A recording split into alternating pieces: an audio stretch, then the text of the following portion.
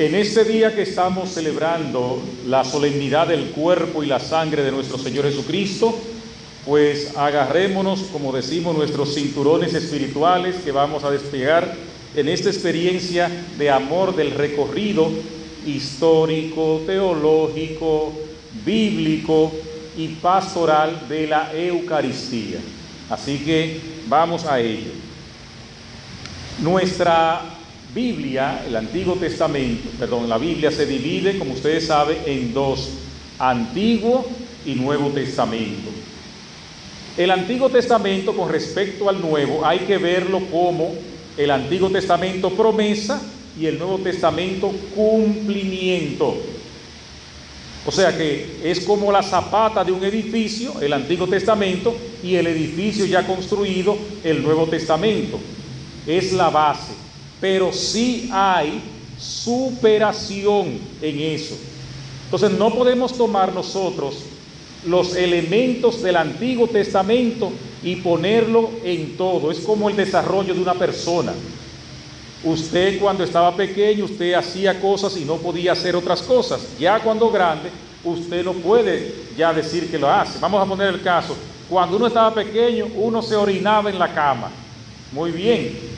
Pero ya grande, eso como que no le luce a uno, ¿verdad que no? Ya eso es otra cosa.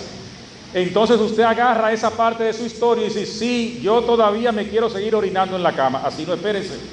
Entonces, le estoy poniendo este ejemplo directo y gráfico para que nosotros entendamos que la Biblia, el Antiguo Testamento y el Nuevo Testamento tienen su crecimiento, su evolución, y uno tiene que verlo en su conjunto, y uno va a ella atrás, al Antiguo Testamento, para ver, para uno entonces hacer las cosas mejores.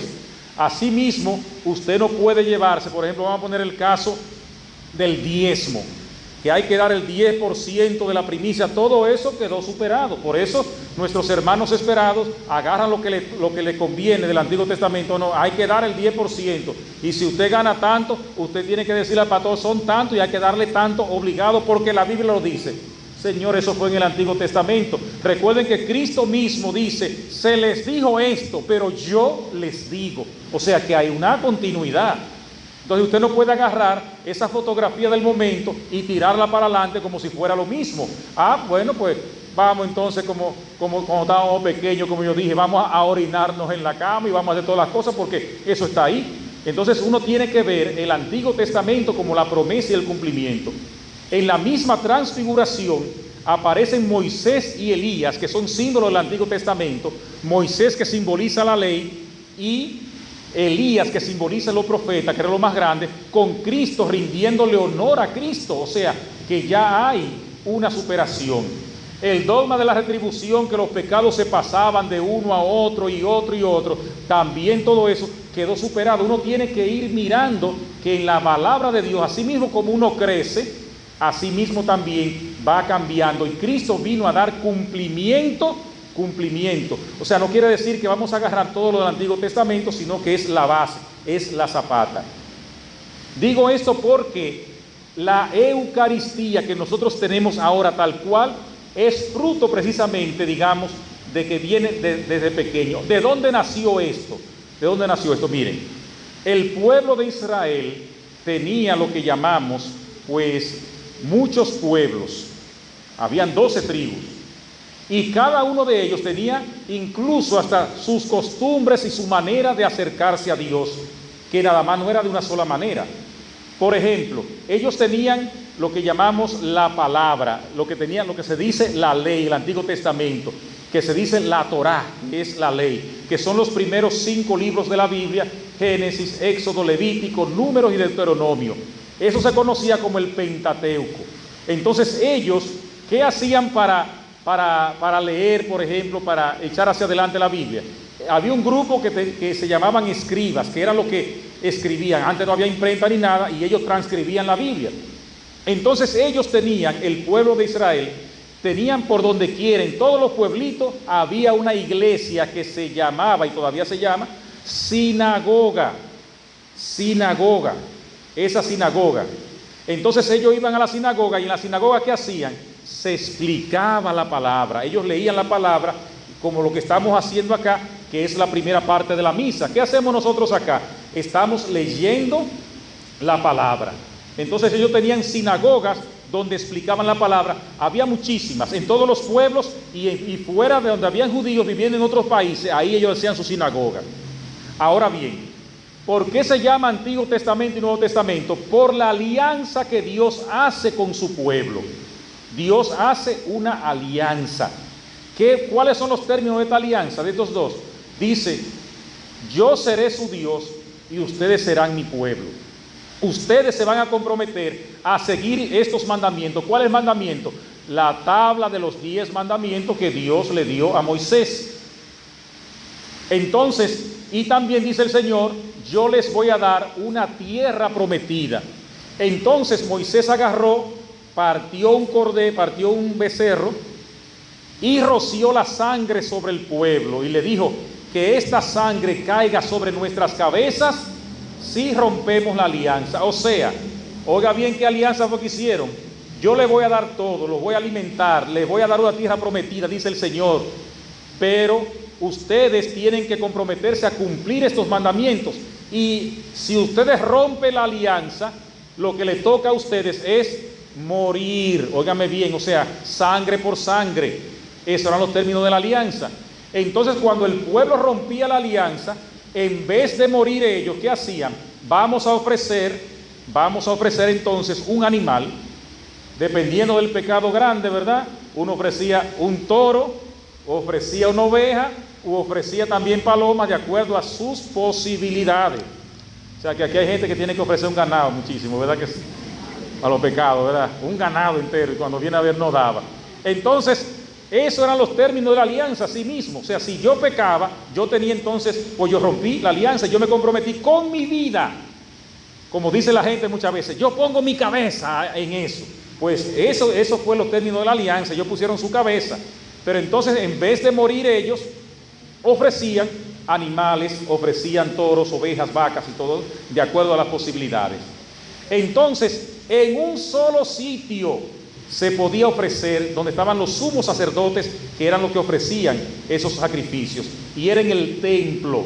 Solamente había un solo templo y muchísimas sinagogas por donde quiera, pero donde se sacrificaba, pues esto del cordero y todo eso, era solamente en el templo. El templo era una mini ciudad, una ciudadela grandísima, donde en los pasillos del templo, ahí también se explicaba la palabra. Recuerden que cuando Cristo se pierde en el templo, ¿cómo lo encontraron a él?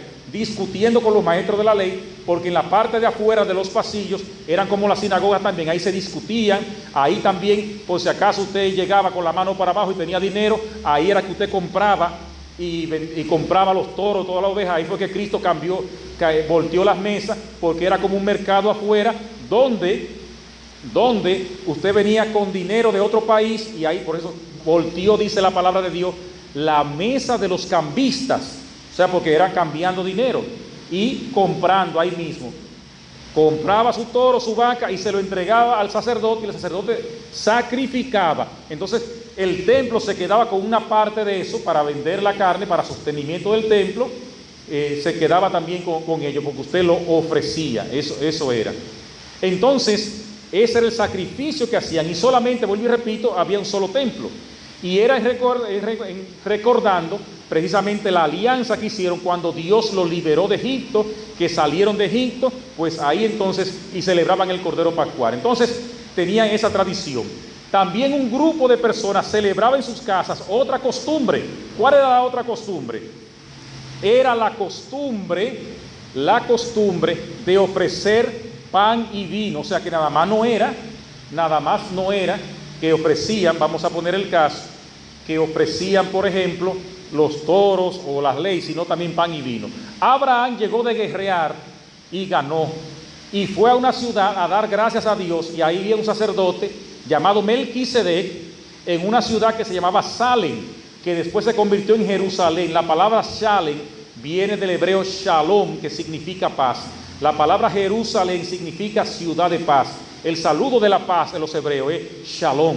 Entonces, cuando Cristo se aparece también a los discípulos, el primer regalo de la resurrección es la paz, Shalom. y eso quiere decir Jerusalén, ciudad de paz. Entonces vino Melquisedec y ofreció pan y vino, y había una corriente entonces, desde entonces, de israelitas que en sus casas también, para agradar a Dios, ofrecían, no ya en el templo, ofrecían también en sus casas, ¿qué? Pan y vino. O sea, era una corriente también dentro del pueblo, del pueblo de Israel. Y también la gente en las casas, ¿qué hacía también? Se sentaba a comer el cordero pascual. Entonces, ¿qué pasa con la Eucaristía, con la misa? La misa es la unión de todas estas costumbres, de todas esas tradiciones. Por ejemplo, la costumbre de las sinagogas. ¿Qué estamos haciendo nosotros acá en la misa, por ejemplo? La palabra. Recuerden que Cristo una vez, cuando empezó su ministerio, que fue a la sinagoga de su pueblo, agarró el rollo, porque no eran libros como lo tenemos ahora, sino como rollos, y desenrolló y leyó el profeta Isaías: el Espíritu de Dios está sobre mí porque me ha enviado a anunciar la buena nueva a los pobres y todo eso.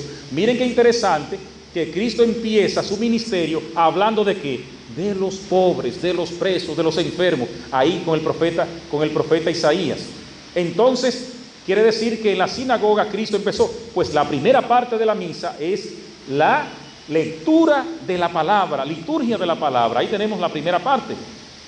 Pero también Cristo en su persona, en su vida, encarnó el sacrificio. ¿Por qué? Porque nosotros siempre estamos y estaremos pecando, vamos a decirlo así, y siempre había que estar ofreciendo pues vida por vida. Entonces, ¿qué Cristo hizo? Él pagó la deuda y selló la alianza. Dijo: mira, yo voy a morir. Dios mismo dijo: yo voy a morir por ustedes para que no tengan que estar ofreciendo ningún sacrificio ni nada. O sea que ya Cristo asumió la deuda. Y aunque nosotros pecamos, ya nosotros no estamos obligados, digamos, a morir así como hicieron los israelitas en esa alianza. Y Cristo nos abrió a nosotros la posibilidad del cielo. Por eso Cristo es el Cordero que quita el pecado del mundo. Porque también se ofrecían dos corderos. Uno, el que se mataba, pero también se ofrecía un cordero. El sacerdote le ponía la mano en la cabeza a un cordero y lo lanzaba al desierto para que se muriera. Le ponía la mano en señal de transmisión de los pecados. Entonces, cuando Cristo se quiere quedar entre nosotros, Cristo tomó pan y tomó vino. ¿Por qué? Porque había otra tradición de mucha gente del pueblo también que hacía esto. Pero ¿qué pasa? Aquí Cristo se quiso quedar precisamente en el pan y en el vino. En otra ocasión yo les estaba explicando lo que es esencial y lo que es accidental, y para entender a nivel teológico lo que significa la transubstanciación, que es una palabra que todo el mundo, que nadie entiende, pero yo les voy a explicar para que entendamos qué es lo que pasa. Una esencia es por lo que la cosa es, y les expliqué con una silla. Una silla sirve para sentarse, esa es la esencia de la silla. Dijimos que si es de plástico, si es de cristal, si es de madera, esos son accidentes y cambian, no deja de ser una silla. Si la pintamos de rojo y blanco, eso no deja de ser una silla. Esos son accidentes, pero la esencia es que sea una silla. Eso es normalmente en lo que estamos hablando. Ahora bien, en la misa, en la Eucaristía, por la invocación, digamos, de las palabras de consagración, pasa lo contrario. Los accidentes quedan. ¿Qué son los accidentes? Usted agarra una hostia normal y eso es pan. Usted la huele y huele a pan. Usted la parte y a pan. Y usted se la come. O sea que los accidentes no cambian. Lo que cambia es la esencia. Entonces, ese pan ya no es pan, aunque uno lo vea, lo huele y lo come igualito que el pan,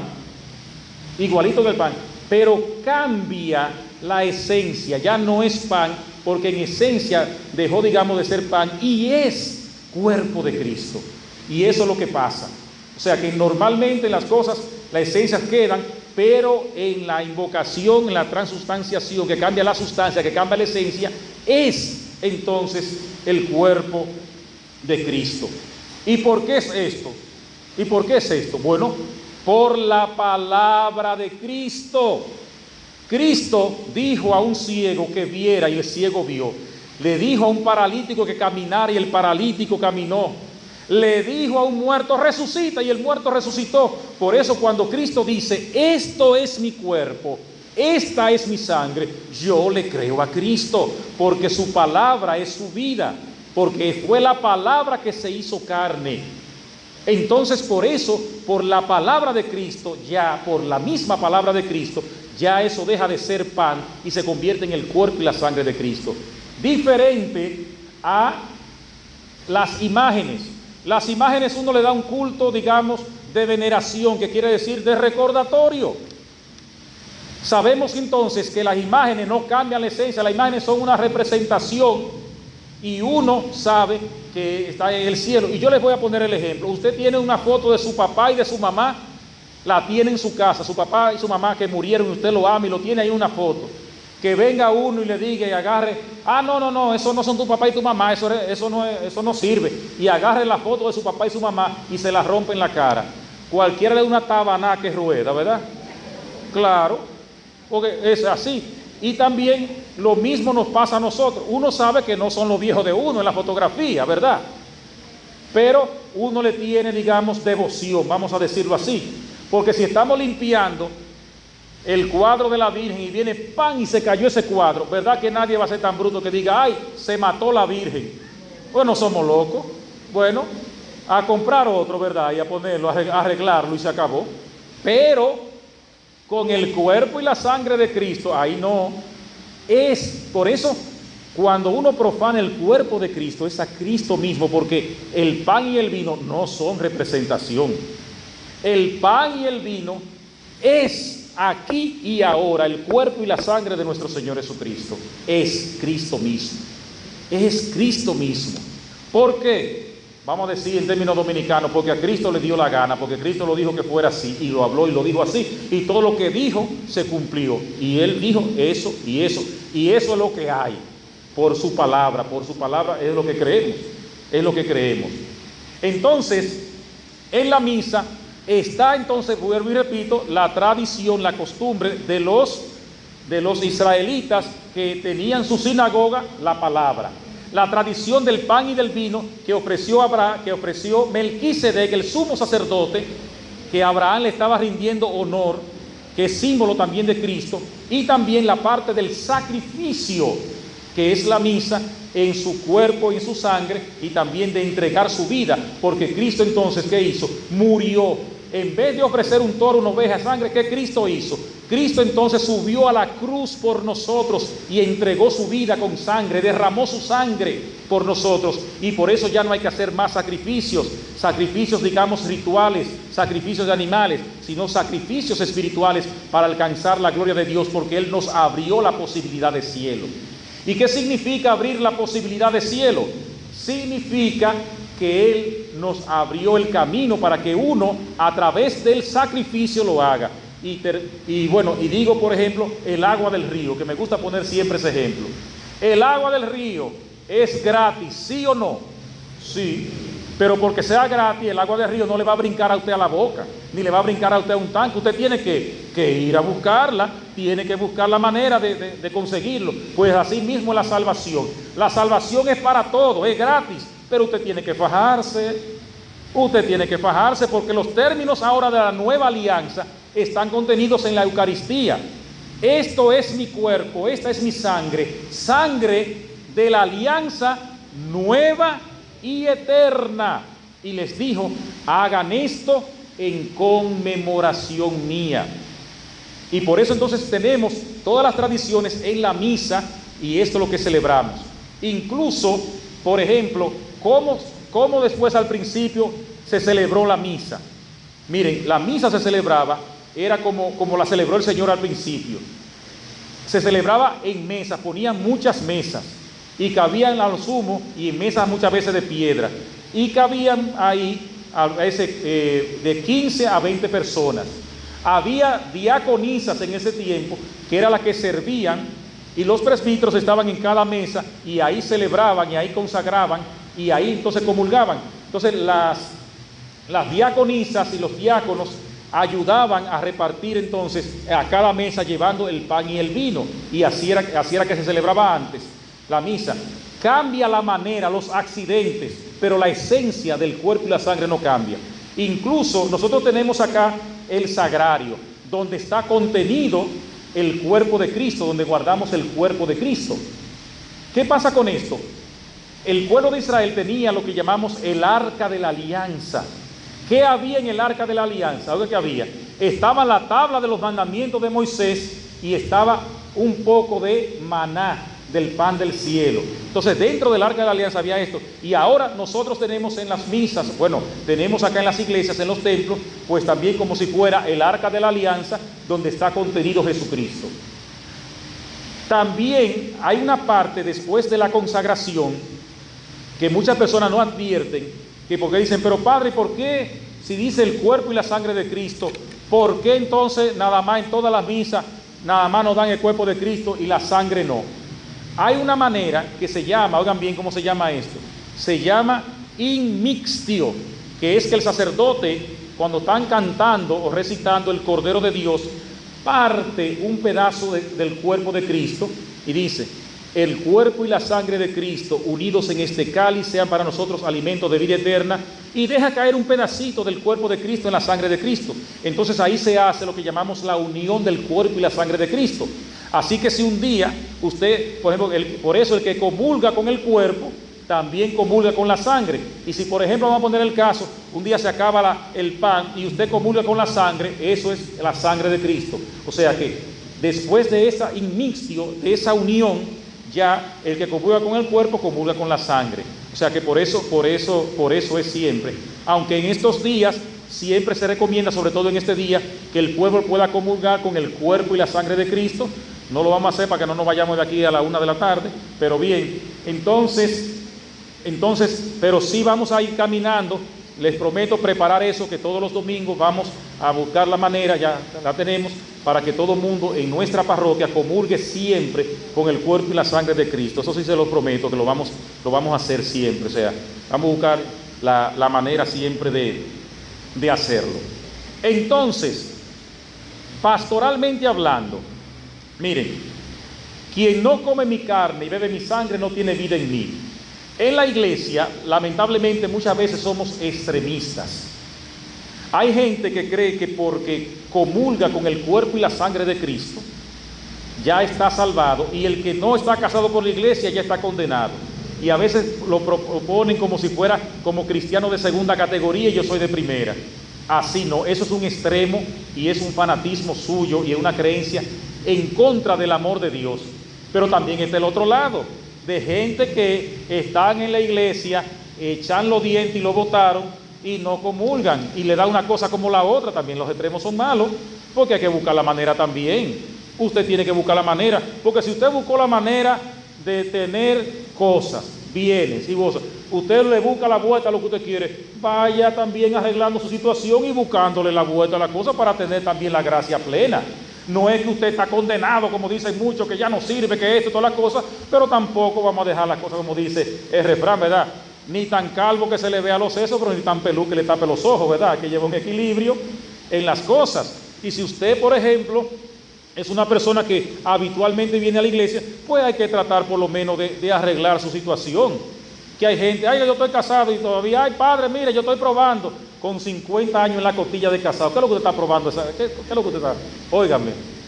Entonces también hay que buscar y hay que ir buscando la manera de sacramentarse, porque Cristo lo dice también, para tener vida plena. Pero no es que quiere decir que están condenados, es la dejadez muchas veces, y también el creerse que hay santos y sanos por acá, que porque yo estoy comulgando.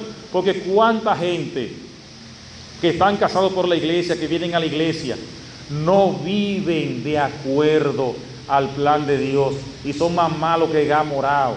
Y hay gente que no está casada por la iglesia y son buenos, buena gente y todo eso. Que la garantía de que está casado por la iglesia o no quiere decir que usted se va a salvar por eso, o que usted esté comulgando, porque dice la misma palabra que el que comulga indignamente se está tragando su propia condenación. Entonces nosotros también tenemos que llevar, vuelvo y repito, ese equilibrio. O sea, ese equilibrio, digamos, en las cosas del Señor, y procurar entonces alimentarse del cuerpo y la sangre de Cristo. ¿Cuántos sacrilegios se cometen en la Eucaristía? Muchísimos. En cuanto hay gente que se pone y con esto voy a terminar,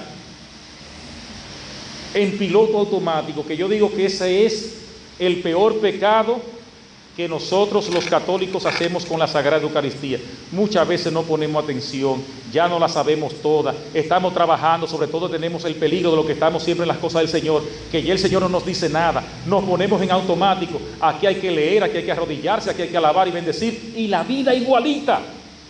Entonces el alimento, así mismo el que no come se muere, el que no se alimenta de la Eucaristía, también se seca espiritualmente y se convierte uno en una piedra.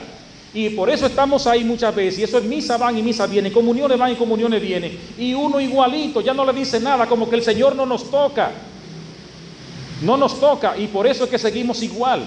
Entonces, si no nos alimentamos, no vamos a tener fuerza para dejar de ser habladores, mentirosos, rabiosos, chismosos. Es que eso es, porque es que el Señor nos dé esa fuerza para ser mejores, y eso es lo que hay que concretizar, ayudar a quien lo necesita. Porque es que si usted se alimenta de Cristo, usted tiene que trabajar, porque cuando uno se alimenta, que está fuerte, es para trabajar, no es para quedarse sentado. Y uno tiene que trabajarse a nivel personal, ser mejor, y trabajar ayudando a los otros. Esa es la medida, y a eso que venimos, aquí a recibir la fuerza. Que cuando llegue un pecado, un problema, usted en nombre de Cristo Jesús, que está comulgando, diga, yo no lo voy a hacer porque Cristo me da la fortaleza. Pero a veces tragamos, y comemos, y comulgamos, y alabamos, y misa van y misa viene, y retiro van y retiro viene, y todas las cosas del Señor, y al primer condenadito pecado, ahí está uno de una vez parqueado a la derecha explotado, ay, otra vez como que blandito, que no tenemos fuerza para eso, porque no le damos la importancia, porque lo más grande del mundo es Cristo Jesús el Señor en nuestras vidas. Por eso vamos a pedir al Señor esta fortaleza, este ánimo. Vamos a reencontrarnos, vamos a volver al amor primero, vamos a degustar, a saborear lo bueno que es el Señor. No es solamente bueno, sino la fortaleza que Él te da. Simplemente abre tu corazón y que viva Jesús sacramentado, que viva y de todo sea amado.